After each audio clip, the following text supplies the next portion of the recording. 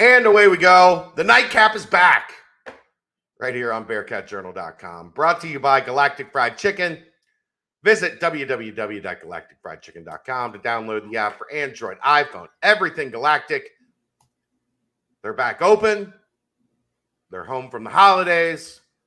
They're ready to go. So get yourself down to Galactic Fried Chicken. Apparently, I eat Galactic Fried Chicken every day. I was just going to say, like, we took 2 days off. He took 2 days off. I think he gets the work-life balance. It seems so by his Twitter posts. So, yeah. Hope you enjoyed your 4th, Shane. I enjoyed mine. Did you enjoy yours? I had a delightful couple days. I did. It was a nice break. Yeah. So my stepbrother, who's a pro wrestler, is his girlfriend, who is also a pro wrestler, moved to town. They've got a place now, so they're like settled and situated, and Kelsey loves his girlfriend. So they came over on Sunday night for dinner, and then they stopped over on Monday to pick up something for their new place. And I, of course, being the dumbass I am, was just like, hey, let's just have dinner, cook dinner here again. So then we went through a run to the store, did the whole process of cooking dinner here again. Was it fried chicken? No. I did a pulled pork on Sunday. I know. Did some burgers and some dogs yesterday. Had a fire pit both night. Watched fireworks in the neighborhood both nights. So it was a good little little reset, little disconnect. So yeah. I enjoyed it. Good. Yeah, we did fireworks last night. I grilled a pork butt as well, oddly enough, without smoked. You didn't grill it, but you smoked a pork butt. You're right. You're gonna have to get the terminology right if you got a smoker now, son. Brand new, first time smoking. So with the app, I had to name it on the Bluetooth. I named it "Smoke Meat Every Day." Thought that was funny. Hey. Yep. Smoke meat every day. So no, that was the first time smoking anything at all ever. It's so easy on the pellet. Well, and I heard that doing a pork butt's not the easiest thing to do. From some people, other people said it was the easiest thing to do. Didn't seem terrible. No. Did you wrap it? After the fact. Well, so I did the meat injector, and then in the marinade prep, and then let that soak for a couple hours, and then smoked it, and then you just rolled it all the way through to like 200 pounds, or you wrapped it like later in the process, like 165. 200 degrees. 200 degrees, yeah. No, I got it to like 165. Yeah, and then then you're supposed to wrap it up. Then wrapped it, and then took it up over 200. It was fantastic. Yeah, it's good. It's good stuff. Glad you had a good, successful first run. Me too. You're a smoker now. Apparently, you are what they call a pit boss, sir. I wouldn't say boss. Maybe a pit padme. A pit Padawan. Whatever. All right. So we're gonna have some fun here, because you brought up something today that just had me rolling on the BBP, and that is the notion of conference realignment as Survivor.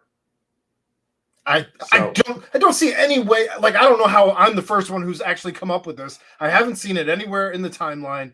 So I don't. If you've seen it somewhere, let us know, because if not, we're going to go all in on Aaron branding conference realignment as Survivor. If I saw it in glancing or something and it stuck in my mind, I don't remember. Or it could just be somebody else made the comparison and you just haven't seen it. So like I said, I made the comparison. What is that bug? It's huge. It flew right by the camera. Okay. It's just a fly. It looked gigantic. No, it's not a hummingbird or anything. Is there a dragon in your room? Quite possibly. But I don't know. I mean, you have all of these teams vying for position, much like Survivor. each school independently is a contestant. Correct. And everyone's vying for jockeying for position. Where do the conferences come in? Because this is what I was thinking about today. Well, that would be your tribes. Conferences. The tribes. Because you start you start with several tribes, and then they have to merge at least once, if not twice, into one tribe as you vote other people out. Okay. So the top 2 tribes at this point would be your Big Ten, SEC. Everyone's vying for that third tribe. but you have alliances in the tribes. So maybe the conferences are the alliances. The other conferences might be the alliances. I don't even know at this point. We're still fleshing this idea out.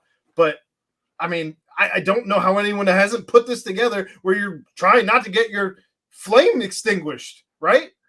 Right. So I was thinking earlier that maybe there's a situation where like some of the best players ever are the conferences, like a Boston Rob. And then all of the people that have been in alliances with Boston Rob are the schools, you know, because they're doing Boston Rob's bidding. Who's the brown-haired chick that was awesome too? Oh, Starts with a P. Yeah, it does. Parvati? Poverty. No, not Parvati. I think that's her. Like, so Boston Rob and Parvati are the Big Ten and the SEC, right? And they have like all the minions dangling beneath them because none of the alliances ever made it to like power. You know what I mean? That we don't talk about any of the alliances. Well, that's because the people who were running the alliances would continue to rerun their alliance. And that's why I think Boston Rob and Parvati are the Big Ten and the SEC. Yeah. Those are the two biggest power players in the history of the game. And every time they came into the game, like everybody just flocked to them, right? We want to be on their team. Okay. And if you didn't want to be on their team, like this, you got your ass kicked out. Like this bullshit alliance of the ACC, the Big Ten, and the Pac-12. Well, the Big Ten just threw everyone out to the wolves. And now the Pac-10 and the ACC are looking at each other and going, we're still good, right? We're handshakes, eyeball to eyeball. Like, you still got my back, right? We voted the way that you wanted us to. Right. Like, so we're still ESPN getting our back, right? Because, you know, we just are they maybe ESPN the networks are the alliances. I mean, or Jeff Probst. Well, but like the networks are the ones that are at the top, dangling the strings. The alliance or the tribes. I mean, maybe the networks are the tribes. I don't know. Because there's generally only like 3 tribes, right? Well, ESPN and Fox currently run everything, but NBC, CBS have been rumored to be the ones trying to pick up whatever ends up being the next big third conference. So maybe the networks are the tribes. And I wouldn't be shocked either, to be quite honest with you, if we saw Amazon or Apple try to get into this game. Maybe they're Jeff Probst. Why wouldn't you try to get into this game? If you're Apple, why wouldn't you try to get into this game? I'm just having fun with this like without talking like specifics. I'm just trying to make sure. So I was also thinking, I don't know what a immunity idol is, but I know like Indiana has one, Vanderbilt has one. I think it's Boston College has one now. I think an immunity idol currently is being one of the founding schools of the conference. That's what I'm talking about. Like the shitty teams that are just hanging around, not adding anything and making money. Can't overfish. They have an immunity idol. I just haven't figured out what the immunity idol represents yet. Knowing where the bodies are buried? Yeah, maybe. Well, like, yeah. I guess that's fair.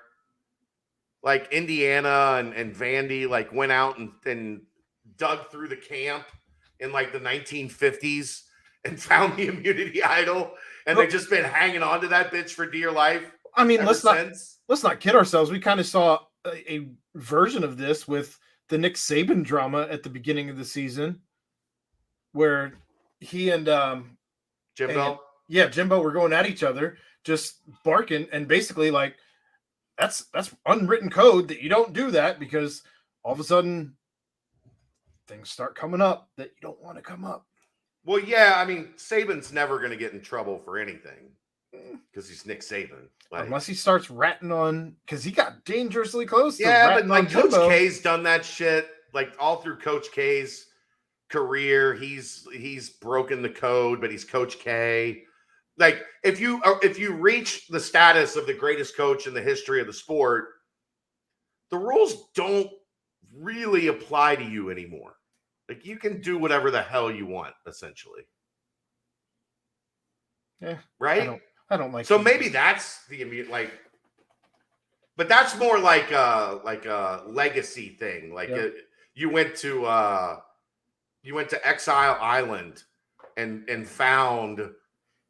See, if we're gonna do this Survivor thing, we have to find something for all of the things in Survivor, right? Like, we got to find something that matches with like that one challenge towards the end where they let the families show up. Maybe being one of the founding schools is like winning a challenge, right? Where you just have the immunity for winning the challenge. You're not one of the ones being voted off, per se. Yeah, but that would imply that at some point they lost and there was a chance that they got sent home. Well, I maybe, but I think that you have, like in the Big Ten, for instance, because Rutgers and Maryland are not founding schools, I think there's a far greater chance of one of them being voted off the island real quick before an Indiana. This is so much fun. This is my favorite thing that you've ever done. Like, I love hashing this out. I don't know if it's going to get any reaction from people or not. Like, but just the thought of like piecing each of these. Who's the challenge beast? Like, who's the one that like should keep getting voted out, but somehow they always win the challenges? Notre Dame. That's fair. That's fair. All the time, it's like, to hell they with always them. Win. Somehow they always win, right? Right. Like, even in this cockamamie scheme I'm seeing, where if they got into the ACC, like as a permanent member, or maybe it was the Big Ten, whatever it was, I don't even know at this point. I've seen so much horse shit out there, but it was like if they went, they didn't have to pay a GOR, and they could have only 7 conference games compared to everyone else's 8 or whatever the case. Maybe it was 6 games. Yeah. I don't even know. And they get to still dictate all the rules because of Notre Dame. Well, and if you look at it, there was like 20 years where they were a declining like entity. Yeah. And if they would have gone into this phase of things where they were 10 years ago, they probably would be in trouble. But Brian Kelly saved them. If they had made a poor hire as opposed to Marcus Freeman, they'd be in trouble. I think they'd still be all right because Brian Kelly got them to the playoff 3 times. Yeah, but everybody knows that Marcus Freeman's a great recruiter. The recruiting has not dropped off in the but you're missing my point. If Notre Dame was still dealing with like Charlie Weiss type failure. Are they still paying him? I think they might be. I think they are. Yeah, I think they are. They might be. But if they had been in that, if that rut had continued through the past 10 years, then all of this, like, everybody would have looked at Notre Dame and went, like, yeah, you used to be, a big deal, but you haven't been a big deal since the 90s. Like, Lou Holtz was the last time you were a big deal. He sure was. That sure was. You know what, Charlie? These guys, they really like to smack you in the mouth. But they got a lifeline. Brian Kelly made them successful, made them relevant, made them a factor in the playoffs more often than not. So now they are seen as Notre Dame again, right? Like idle beast, like the guy that always wore the hat. Yeah. So you're right. They are the ones that, like, back against the wall, got to go win the challenge. They go win the challenge. Like a cockroach. They survive everything. Yeah. That's not bad. I like it. What other, like, what are the other, like, common... the problem with, like, I don't know New Survivor at all, really. I don't either. New Survivor is a totally different deal than Old Survivor, because New Survivor, from what I've seen, is like a week to week. Like, alliances are week to week in New Survivor. New Survivor, it's like, yeah, I voted with you last week, but you don't have the power anymore.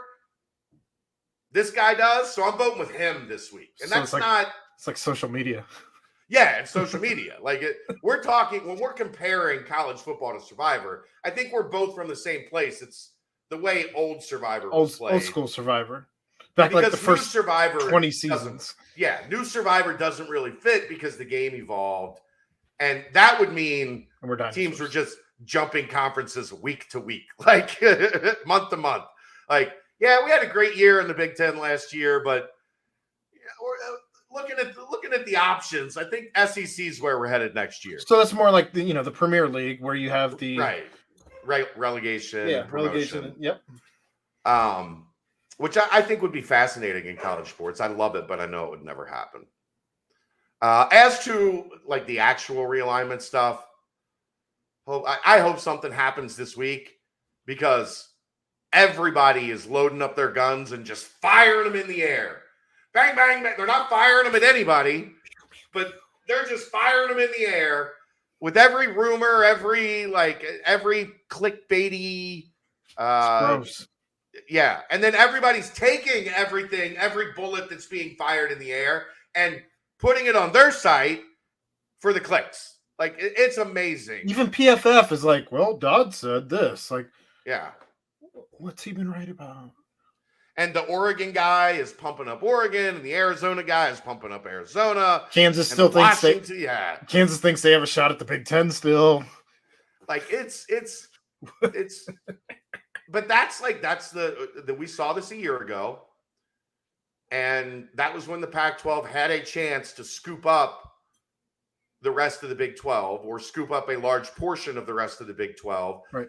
They decided to stand pat, and we saw what happened. The Big 12 has got to be aggressive in getting at least 4 of these schools, I think. Like, if we're 2 weeks from now and the Big 12 has not secured enough of these schools to kill off the Pac-12, then you're still in major limbo, because then things aren't settled. Then the waters, there's still sharks circling in the waters. But I know it would be a detriment to UC, but I would love nothing more than to see the ACC in the Pac-12 continue on with this, like, we looked eye to eye, we shook hands, like, we mean it. We mean it. So many alliances go bad that way. Right. We just saw one. We just saw it last week. I mean, on Survivor. Right. We saw it on College Football Survivor last week, when the Big Ten put their arms around the Pac-12 and the ACC and said, don't worry, we got you. The big bad SEC can't harm you. We got you. We got you, fam. We got you. Ugh. And then he stabbed the Pac-12 in the neck. And now they're just laying there bleeding. And he walked away. Like, he didn't even offer first aid. Just stabbed the Pac-12 in the neck. Et tu, Brutus? And the ACC is looking over their near dead body going, should we? Do we have to? I think that the best chance for these teams at this point in time, if you don't want to just be another team in the Big Ten or the SEC, is for the Big 12 to be like, come on home. Right. Colorado especially, because they've already burned the Big 12 once. I can't wait to see, when we get to the final tribal council, the questions that the Pac-12 are going to have for Boston Rob. We haven't deemed anybody the Pac-12 yet. Somebody Boston Rob screwed along the way. But I can't wait to see the questions that the Pac-12 are going to have for Boston Rob at the final tribal council. Should be very interesting. All right, you got to go. I do. It's true.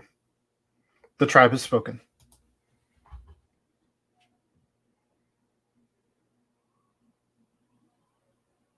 Are you going to do a see ya? I thought you'd do the, all right, that's it. Well, I mean, you said the tribe has spoken. Like that. This is the Nightcap, brought to you by GalacticFriedChicken.com.